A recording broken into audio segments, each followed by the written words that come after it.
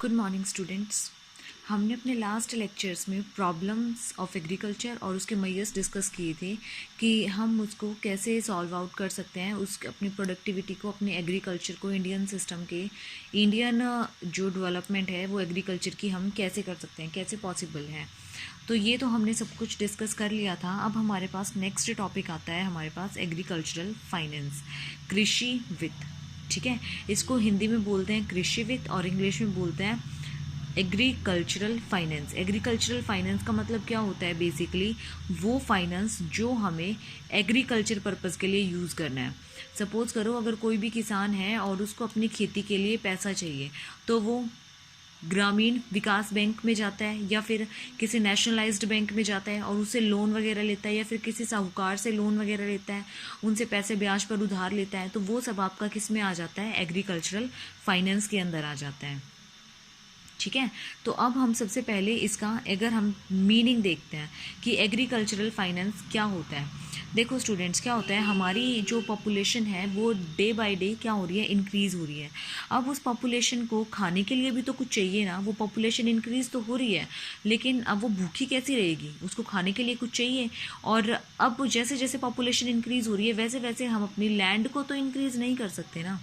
अगर ये बोला जाए कि अगर आज आपकी पॉपुलेशन 10% इंक्रीज़ हो रही है 2 साल में, 3 साल में, 5 साल में, तो आपकी जो पॉपुलेशन है उसके अकॉर्डिंग आपका जो एग्रीकल्चरल का जो लैंड है, एग्रीकल्चरल लैंड है, उसको भी 10% इंक्रीज़ कर दिया जाए या 5% इंक्रीज़ कर दिया जाए, जिससे कि उस पर प्रोडक्शन हो। तो ऐसे तो नहीं किया जा सकता ना। तो हम क्या करते हैं, क्या एक वो निकाला है कि उत्तम बीज अगर हम यूज़ करें, अगर हम HYV सीड्स यूज़ करते हैं, बेटर फर्टिलाइज़र्स यूज़ करते हैं, तो उससे हमारा क्या हो सकता है? प्रोडक्टिविटी इंक्रीज़ हो सकती है। और अगर हमारी प्रोडक्टिविटी इंक्रीज़ होती है तो क्या होता है? प्रोडक्शन ज़्यादा होता है, और प्रोडक्शन ज़्यादा होगा तो क्या होगा? किसान जो होंगे उनको फसलों के लिए भूमि को बढ़ाने की ज़रूरत नहीं होगी, उसी में अपनी प्रोडक्टिविटी को इंक्रीज़ करके वो हर किसी को खाना प्रोवाइड कर सकते हैं। तो उस चीज़ के लिए, उस HYV सीड्स को ख़रीदने के लिए, उन फर्टिलाइज़र्स को परचेज़ करने के लिए क्या करते हैं किसान? उनको धन की आवश्यकता होती है, उनको मनी की आवश्यकता होती है। क्यों क्यों होती है? क्योंकि हमारे जो भारतीय किसान हैं वो किस लेवल पे एग्जिस्ट करते हैं? वो बहुत ही लो लेवल पे एग्जिस्ट करते हैं, बहुत ही निर्धन होते हैं। इसलिए उन्हें अपने कृषि के लिए जो भी काम करना होता है उसके लिए उचित ब्याज पर ऋण चाहिए होता है। ठीक है, तो वो होता है, जो ऋण होता है वो होता है हमारा एग्रीकल्चरल फाइनेंस। अब हमें इसकी ज़रूरत क्यों पड़ती है? Need of agricultural finance. क्या नीड होंगी, क्या ज़रूरत होंगी? फर्स्ट पॉइंट आता है हमारे पास short term credit. Short term credit का मतलब क्या है कि जब हम बिल्कुल छोटे समय के लिए, बिल्कुल कम समय के लिए पैसे किसी से उधार लेते हैं, वो टाइम पीरियड, वो छोटा समय कितना होता है? वो टाइम पीरियड इसमें कितना होता है? 1 ईयर और 12 मंथ्स। ठीक है, ये होता है, या तो 1 साल बोल सकते हैं या फिर 12 मंथ्स बोल सकते हैं। ठीक है, ये ऋण होता है जिसमें किस में यूज़ करते हैं वो अपना सारा का सारा पैसा, इसका जो अब शॉर्ट टर्म के लिए यूज़ होता है वो पैसा, वो किस लिए यूज़ होता है? खाद को खरीदने के लिए, HYV सीड्स को यूज़ करने के लिए, इन सब को खरीदने के लिए होता है, ताकि जैसे हमारी फसल अच्छी के तैयार हो उसको सोल्ड आउट करके वो वापस दिया जा सके। ठीक है, सेकेंड आता है हमारे पास मीडियम टर्म क्रेडिट। हिंदी में बोलेंगे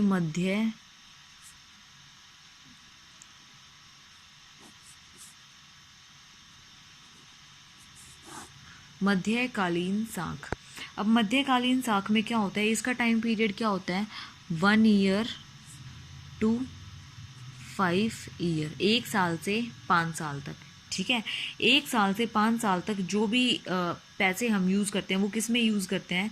अगर हमें कोई भी अपने कृषि के लिए इंस्ट्रूमेंट चाहिए होता है, परचेज़ करना होता है, या फिर हमें कोई कुआं खुदवाना होता है, तो इस टाइप के लिए जो भी काम होता है इस टाइप से, उसमें हम इस मीडियम टर्म का मनी यूज़ करते हैं। थर्ड पॉइंट आता है हमारे पास लॉन्ग टर्म क्रेडिट, जिसको हिंदी में बोलते हैं दीर्घकालीन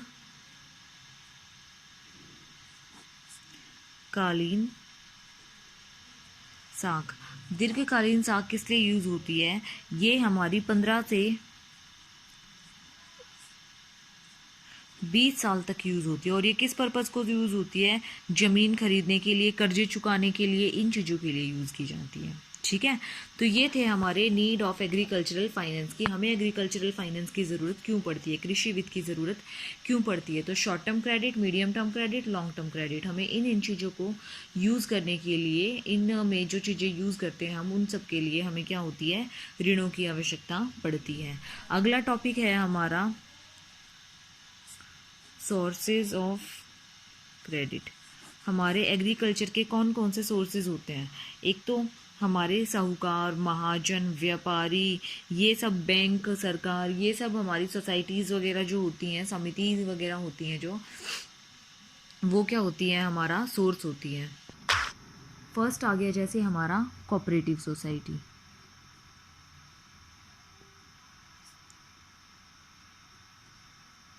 कोऑपरेटिव सोसाइटी कैसे आपकी जो है कृषि साख में कैसे हेल्पफुल होती है?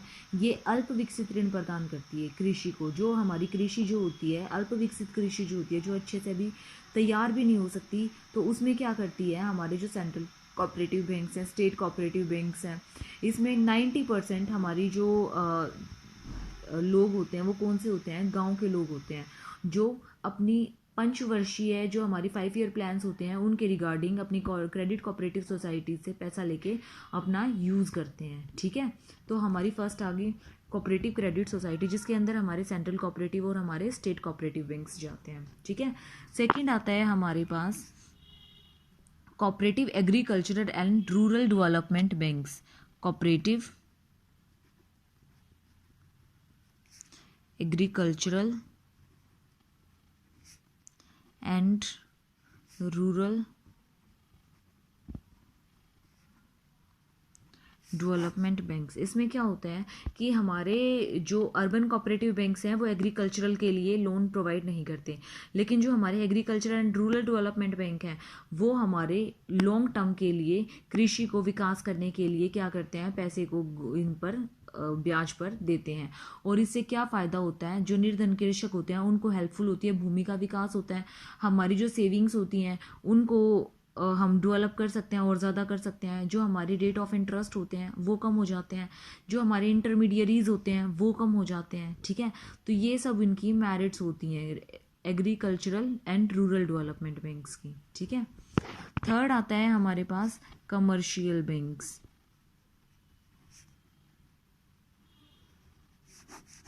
कमर्शियल बैंक्स क्या होते हैं? कमर्शियल बैंक्स के अंदर हमारे पास क्या आता है? कमर्शियल बैंक्स में जो हमारी ग्लोबलाइजेशन हुआ था, ग्लोबलाइजेशन के बाद हमारे राष्ट्रीय बैंकों के बाद 14 से 6 बैंकों में राष्ट्रीयकरण हो गया था, जिसमें हमारा क्या हो गया था?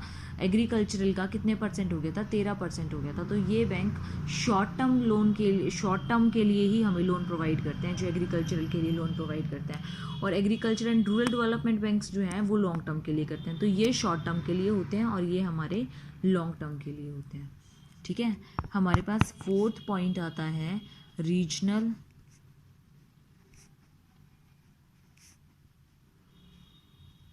Rural banks. Regional rural banks क्या होते हैं? जो हर रीजन में स्टार्ट होते हैं, मतलब हर क्षेत्र में होते हैं। इनका मुख्य रूप से क्या होता है? जो छोटे छोटे कृषक होते हैं, किसान होते हैं, उनको लोन देते हैं ताकि वो अपना व्यापार खड़ा कर सकें। ठीक है, तो ये वो चीज़ है। अगला हमारा फिफ्थ पॉइंट आता है state and agricultural credit. State and agricultural credit क्या होता है? इसमें डिफरेंट स्कीम्स निकाली जाती हैं स्टेट बैंक ऑफ इंडिया के द्वारा। कि स्टेट बैंक ऑफ इंडिया जो है वो किसानों को बैंकिंग को बढ़ावा देने के लिए क्या करती है?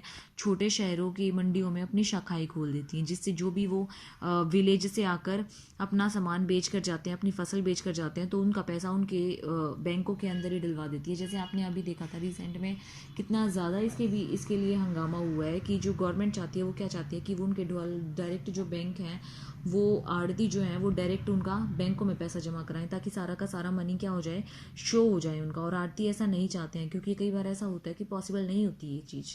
ठीक है, तो ये वो एग्रीकल्चरल क्रेडिट बैंक्स होते हैं।